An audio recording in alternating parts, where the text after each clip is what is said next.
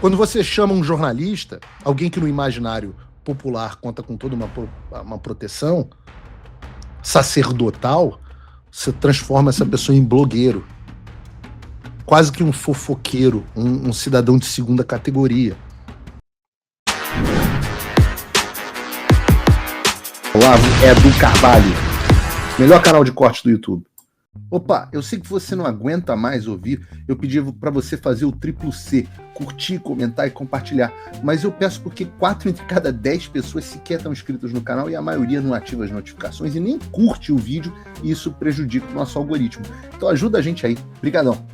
E aí você tem a criação de um dialeto político que é fácil de você repetir por cacuete, mas é difícil de você contestar sem que você pareça suspeito. E eu acho que os mecanismos que o Klemper identifica dão um mapa prático para a gente no Brasil. Ele diz o seguinte, que primeiro, você tem saturação e automatismo. Então, o que significa isso? O regime empurra certas palavras e construções até elas virarem muletas. Não é só que elas circulam, elas passam a ser o jeito padrão de falar do mundo. E quando um termo vira padrão, ele vira filtro. Porque o que não cabe nele parece estranho, parece errado. Aí a disputa deixa de ser qual é o argumento, qual é o melhor argumento, e vira quais são as palavras permitidas para descrever a realidade. Klemper fala sobre a moralização embutida no vocabulário, como que o nazismo injeta juízo moral dentro de termos que antes eram descritivos. Então uma palavra já vem com uma sentença embutida. É exatamente isso que você vê e nota quando vem que crítica vira ataque. O rótulo muda o status moral do ato antes de qualquer conteúdo sequer ser analisado. Outro exemplo, quando você chama um jornalista, alguém que no imaginário popular conta com toda uma proteção sacerdotal, você transforma essa pessoa em blogueiro. Quase que um fofoqueiro, um cidadão de segunda categoria. Terceiro, ele fala sobre inversão de valores por reaproveitamento de palavras. Chama a atenção para como certas virtudes passam a ser definidas como vício. E vice-versa, sem debate implícito, só por repetição. A virtude do debate, da divergência, passa a ser, da cobrança dos políticos, passa a ser retratada como vício, como desunião.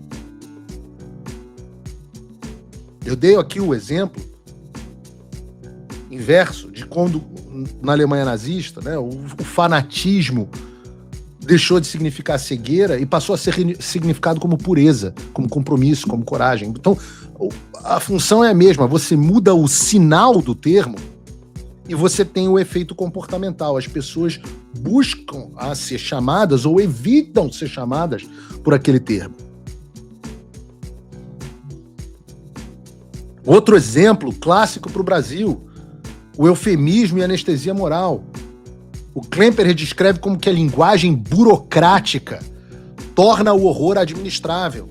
Se vocês assistiram à entrevista de qualquer jurista brasileiro que justifique as ações, como o envio do Felipe Martins hoje para a prisão pelo Alexandre de Moraes, o terror passa a ser administrável. E o ponto não é esconder a realidade, não. Só que, através desse linguajar burocrático, o horror se torna emocionalmente processável. Quando o vocabulário neutraliza a percepção de violência, você amplia a sua faixa do que é psicologicamente aceitável ou tolerável.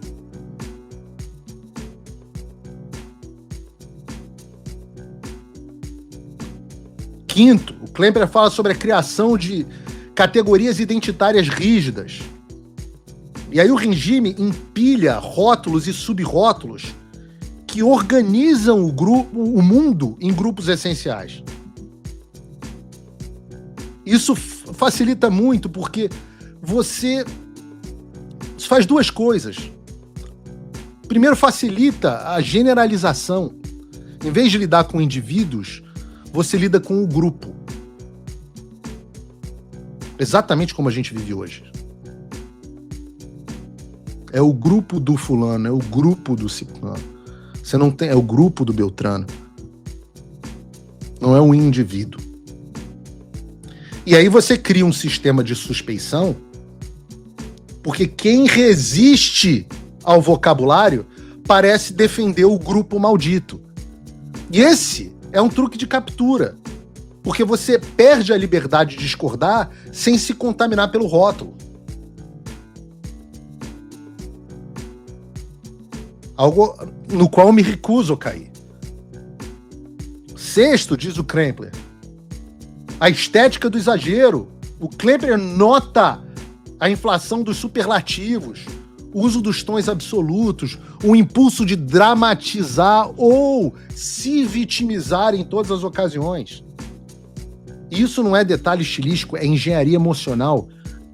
Você tem um ambiente linguístico hiperdramático, você treina o cérebro para viver em estado de ameaça e urgência. Em urgência, as pessoas aceitam exceções, aceitam atalhos, aceitam punições, aceitam expurgos, porque eles são necessários. Por que essa discussão é especialmente útil para nós? Porque ela mostra, com exemplos da vida diária, o livro mostra com exemplos da vida diária que a disputa semântica não é periférica, ela é preliminar. Antes de vir a ação política, vem a normalização de um idioma moral. E quando o idioma moral domina, certas ações deixam de precisar de justificativa explícita, porque a justificativa já está no rótulo, já está na palavra. Então, no nosso exemplo aqui, crítica é transformada em ataque, e eu creio, é minha leitura, que o Krempler diria que isso é a transformação de um ato de linguagem deliberativo, que é a crítica, em um ato de violência simbólica. Violência ainda que simbólica, que é o ataque. E a consequência é a mesma em qualquer contexto.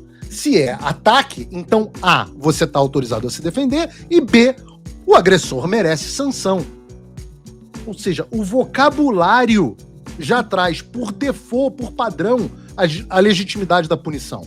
E essa é a mágica.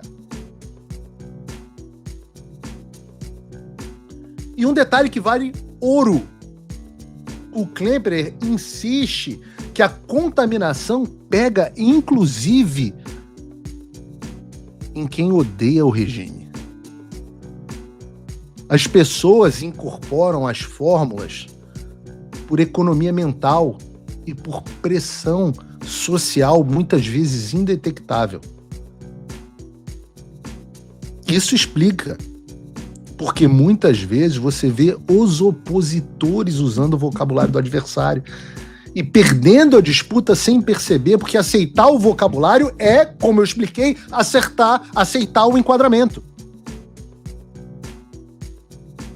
O que me traz exatamente ao meu ponto, que é a razão da treta que muitos de vocês acompanharam ontem no X. Se você não acompanhou, eu vou resumir para você. No fim de semana, o ex-presidente Bolsonaro, que nesse momento se encontra de forma desumana, preso,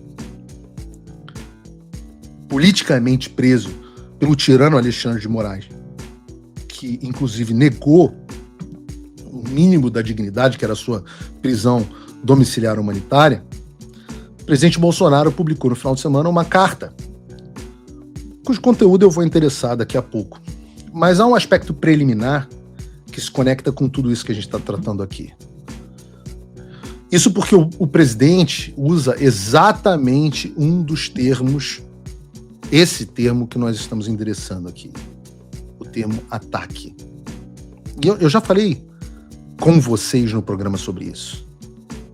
Ao pedir união, o próprio presidente Bolsonaro pede também que não aconteçam, nas palavras dele, para não haver nenhuma deturpação, ataques aos aliados.